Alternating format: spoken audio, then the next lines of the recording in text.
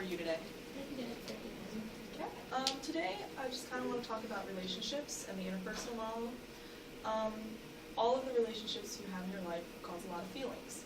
You have nice, supportive relationships. You feel a lot happier. You have a lot more confidence.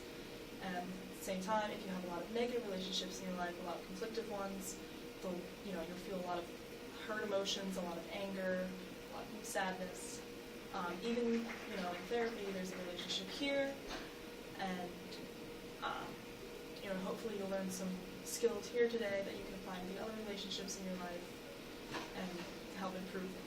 So, is there any relationship you can think of now that you'd like to work on and improve? I definitely say the relationship that I have with my mom. Okay. I'm very close to my mom, just though we tend to have like a lot of conflicting opinions. Okay. Especially one with staying over at her friend's house. Okay.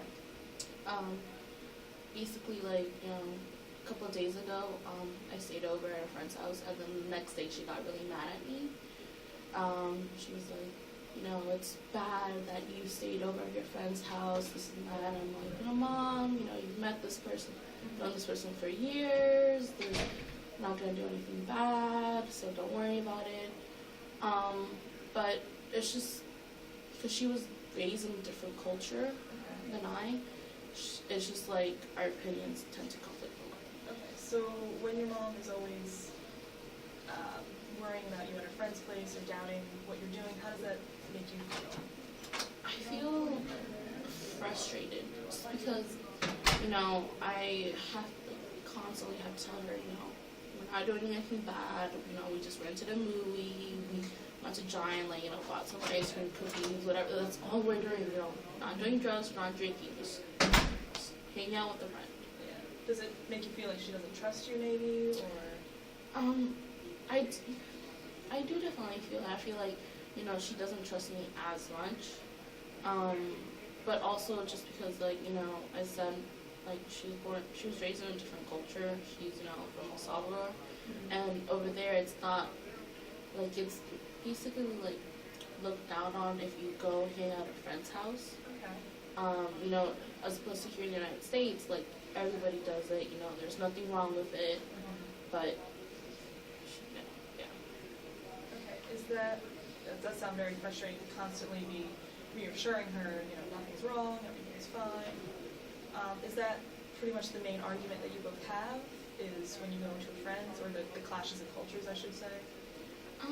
Yeah, basically, a lot of our arguments, if it's not, staying at a friend's house, if it's something else, it's always because, where I was, raised and we did this, we did that, and I'm like, Mom, but it's different, we're in the United States, you tend to normally do this, and it's just, it's always conflicting, we never really, I guess, tend to listen to each other's, opinions and stuff like that, So it sounds like you have tried to explain to her how, the culture is very different here and how you're more adept to that, and it just never really, doesn't really work. Yeah, basically, yeah, it tends to happen a lot, yes. Okay. I noticed when you're talking about it, you use a lot of hand motions, a lot of shaking your head. Is that just a lot of strong emotion, a lot of frustration? It is a lot of strong emotions. I guess I tend to use my hands a lot just to express myself, but yeah. I noticed the difference from when you first started talking to now. There's a lot kind of bigger. Yeah. Okay, so do you see your mom often? Do you get to talk to her a lot? Is it very close? Yeah, actually, I live with her. Okay. So, I see her, even though we live together, I don't see her as much, just because, I'm always at school and at work, and, when I come home from work, it's, 1 o'clock in the morning, and, she's sleeping, so. Okay. But, I do tend to have, the beginning of the weeks off, so, Mondays and Tuesdays. Okay. And, sometimes I just like to, de-stress. Mm-hmm. And I don't, I like to hang out with my friends, maybe stay over. She just gets, it's really that's when conflict starts again. Yes. Okay. Are there any times when you're both home together that you can feel like you can talk to her and have a nice, or just have the time to both talk? Yeah, I mean, like, I said, like, I usually have Mondays and Tuesdays off, so I don't normally always go out, with a friend or whatever. I just stay at home. Sometimes we tend to talk. And Okay. Well, then I'm gonna give you a homework assignment for that. Gonna use a couple strategies. The first one is called an I statement.